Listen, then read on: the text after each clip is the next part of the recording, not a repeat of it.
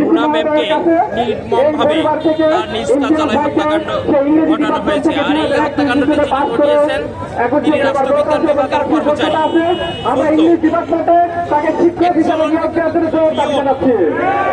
একজন অফিস সহায়ক একজন ডিপার্টমেন্টের চেয়ারম্যানকে কখনো হত্যা করতে পারে না, আমরা জানি।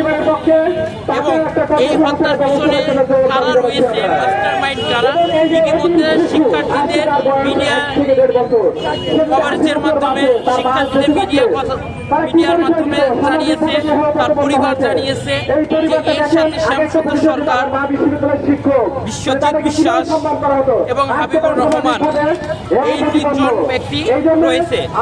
এবং এর পিছনে আরো কেউ আছে কিনা আমরা দৃষ্টি আকর্ষণ করছি, এর সাথে আরো কেউ আছে কিনা, যদি থাকে তাদেরকে আইনের আওতায় এনে ক্যাপিটাল পানিশমেন্ট যেন দেওয়া হয় এবং বিশ্ববিদ্যালয় প্রশাসন এই ক্যাপিটাল পানিশমেন্ট কার্যকরের জন্য যেন সর্বাত্মক সহযোগিতা করে। আমাদের এটাই আজকের দিনের চাওয়া। এবং তার পরিবার রয়েছে, তার পরিবারকে যেন বিশ্ববিদ্যালয়ের একটা সুন্দর সুযোগ প্রদান করে তার পরিবারকে স্বচ্ছতা সহযোগিতা করে আমরা এই কামনা করি। এটাই আজকের দিনে গণবন্ধনের মধ্য দিয়ে আমরা রাষ্ট্র, সরকার এবং বিশ্ববিদ্যালয় প্রশাসনকে আমরা এই মেসেজটাই দিতে চাই। যদি তারা ভালো আচরণ করে থাকে, প্রতিদিন ক্যাম্পাসে আমাকে ফোন করে প্রত্যেকে আমার সাথে এত খারাপ আচরণ করে। আমি কি শিক্ষক? আমি না শিক্ষক, না চেয়ারম্যান। আমার কাছে পিয়ন থেকে শুরু করে পিছুদিন সাহেব এমনকি আমি তুমি আজকে এই সব কথা বলছো, অথচ তুমি দিনের সামনে তুমি চেয়ারম্যানকে চ্যালেঞ্জ করে বলো যে এই ডিপার্টমেন্টে থাকবে সে কি কার কত বড় ক্ষমতা আছে, এটা কি জানা নেই তোমাদের? বলো, তোমরা যদি একটা সত্যবাদী, একটা নিষ্ঠাবান ম্যাডামের পক্ষে যদি একটা কথা বলতে না পারো, আমার বিচার দরকার নেই। তোমাদের চেষ্টা করেছে বলতে পারো তোমার ম্যাডাম চেয়ারম্যানের আগে ডিপার্টমেন্টে একটা ম্যাচ মেরেছিল। চ্যালেঞ্জ করতেছি, তোমরা বলো একটা ম্যাচ মেরেছিল কিনা? তো চেয়ারম্যানশিপ পেয়েছে, ওই তার আগে যে একটা ম্যাচ বেরোয়নি, তখনকার প্রথম ম্যাচ তারা তো করতে আসছিল। তোমার ম্যাডাম রাতের পর রাহার চেষ্টা করে তাদেরকে পার করেছে। এই সব তো তাদেরও পরীক্ষা দিতে চেয়েছিল না। ওরে আল্লাহ, কি কষ্ট করে রাতের পর রাত খাতা দেখে পোস্ট করে রেজাল্ট। আমি বারবার বলছি আমি স্বামী আমাকে বঞ্চিত করতে কোনো সমস্যা নেই। আমার মাসুম বাচ্চার দুধ থেকেও তুমি বঞ্চিত করতেছ। আর তার ওই যোগদান থেকে অর্থপতি শোনা হোক।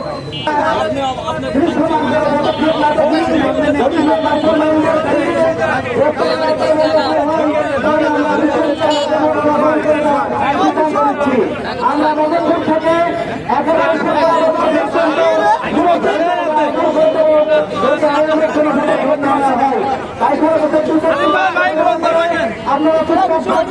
আপনারা ঘাটতে থাকেন, এটা কোনো আমরা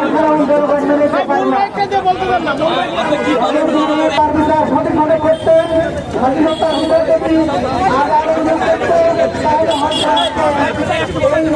হত্যা করতে হতো না।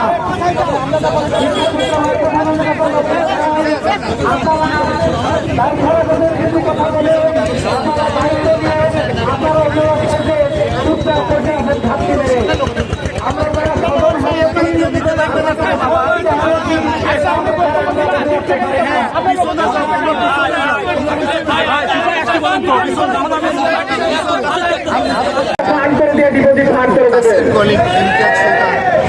এর সহধর্মিনী বিগত ৫ তারিখে বিশ্ববিদ্যালয়ে কর্মরত অবস্থায় নৃশংসভাবে হত্যা হচ্ছে। আমরা তার বিচারের দাবিতে হত্যা করেছি, তাদের মানববন্ধনে এসেছি। আমাদের হৃদয় মর্মাহত যে সবচেয়ে বড় দুঃখের বিষয়, তার 4টা সন্তান। বড় সন্তানটা ক্লাস 4-এ পড়ে, মেজোটা ক্লাস 3-তে পড়ে, 3 নম্বর যেটা আছে সেটা ছেলে 3 বছর বয়স, সবচেয়ে ছোট মেয়ে সেটা ব্রেস্টফিডিং করতে মাত্র 1.5 বছর বয়স। আমরা মনে করছি যে একটা হত্যাকাণ্ডের পেছনে এক ফজলু জড়িত নয়, একটা মানুষকে কেউ একা হত্যা করতে পারে না। আমার খুব কাছের মানুষ ইমতিয়াজ সুলতান ভাই হওয়ার কারণে বিভিন্ন সময় শেয়ার করতো যে তার ওয়াইফ যখন চেয়ারম্যানের দায়িত্ব পেল, তার ওয়াইফ খুব সৎ মানুষ ছিল। আমরা তার বাসায় গেছি, তার ওয়াইফ এত সৎ ছিল যে সে তার মানুষও ছিল, তার মুখ আমরা দেখি নাই। সে আমাদের বলতো যে ভাই তোমার ওয়াইফকে তো তারা অসহযোগিতা করে লিভার থেকে চাকরি করা খুব কষ্টকর। আমরা বলতাম যে যদি সম্ভব হয় দায়িত্ব ছেড়ে দেন, কিন্তু এই পর্যায়ে যাবে আমাদের সাথে পরবর্তীতে আলোচনা করে নাই। তো আমাদের আমি এর পেছনে শুধু ফজলু নয়, ফজলুর পেছনে যারা জড়িত আছে, যাদের নাম আমরা শুনতে পাচ্ছি, শ্যামসুন্দর, বিশ্বজিৎ, হাবিব সহ যারা সহকর্মী ছিল, তাদেরকে বিচারের আওতায় এনে দৃষ্টান্তমূলক শাস্তি ব্যবস্থা করতে হবে। এই শাস্তি যদি দেওয়া না যায় তাহলে আমাদের দেশ ইতিমধ্যে যে বিস্তারহীনতার আওতায় চলে আসছে সেটা প্রতিনিয়ত চলতে থাকবে। তারপরে কি হবে, আপনি থাকি না কেন কেই নিরাপদ থাকবে না, কারণ একটা হত্যাকাণ্ড থেকে পর্যায়ক্রমে হাজারো হত্যাকাণ্ডের ঘটনা ঘটতে থাকে। দেশে আমরা যদি এর সুষ্ঠু বিচার না পাই তাহলে আমাদের সামনের দিনগুলো খুব ভয়াবহ অবস্থায় অবস্থান করছে। আমরা সাধারণ মানুষের নিরাপদ বোধ করবো না। এছাড়াও আমার জানা মতে তাদের ফ্যামিলিতে ইমতিয়াজ সুলতান স্যার এবং আসমা সাদিয়া ওনার বাবা মা ভাই বোন একসাথে থাকতো। তার 4টা সন্তান, 10 জন সদস্য ছিল, সকলেই তার ইনকামের উপরে নির্ভর ছিল। এখন সে সামনে কীভাবে চলবে সেটাই বলা মুশকিল। তা আমাদের দাবি, এর পাশাপাশি আমাদের ইমতিয়াজ সুলতান ভাই ইসলামী বিশ্ববিদ্যালয়ের 2002-03 সেশনের বিভাগের শিক্ষার্থী ছিলেন। তার রেজাল্ট অনেক ভালো, কুষ্টিয়ায় তার সুনাম আছে।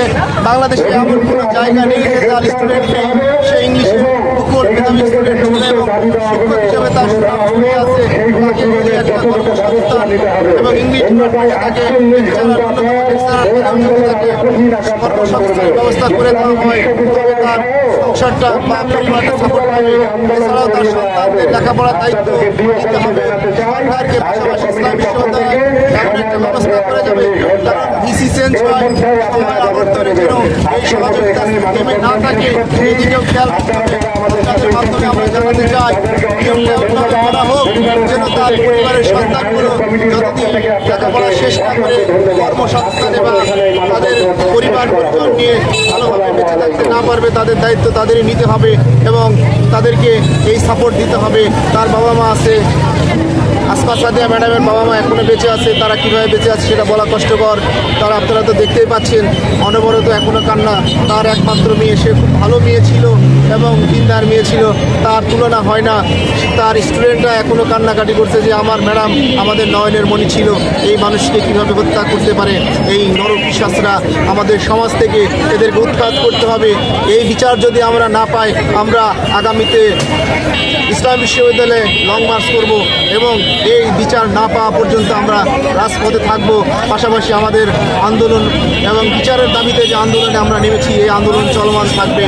আমরা এর শেষ দেখতে চাই আসলে দুর্নীতি কোথায় আছে, কেন একটা মানুষকে হত্যা করো। মানুষের, আমরা শুনেছি পুরুষ মানুষের শত্রু থাকে, এখানে ফিমেল মানুষের কীভাবে শত্রু হয়?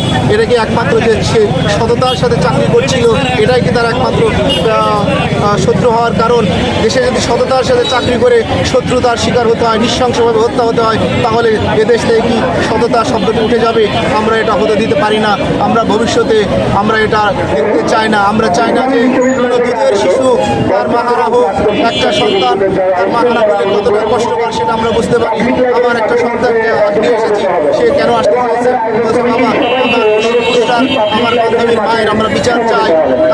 কারণ কি, তা আমার সন্তানের মাও চাকরি করে, যখন 1 ঘন্টা দেরি হয় বাড়িতে ফিরতে তখন দেখা যায় তারা মা বলে যে মা কখন আসবে। এখন 3টা দিন অতিবাহিত হয়ে গেল, তার মা ফিরে আসছে না। তারা কবরের পাশে যাচ্ছে, কান্নাকাটি করছে, মা করে কান্নাকাটি করছে, মা সারা দেয় না। তো যাই হোক, আমি আত্মার মাগফিরাত কামনা করি। সে রোজা ছিল, সে দিনদার মানুষ ছিল, সে মরার পরেও সিজ্জারত অবস্থায় ছিল। মানুষের তো জবাই করলে মানুষ ছটফট করে জানা মেলে দেয়, কিন্তু সে সিজ্জারত অবস্থায় ছিল। আল্লাহ তারকে জান্নাতবাসী করুক এবং তাকে শহীদি মর্যাদা দিক।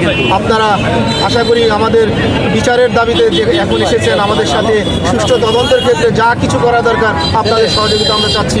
আপনারা সহযোগিতা করবেন যতদিন বিচার আমরা না পাই।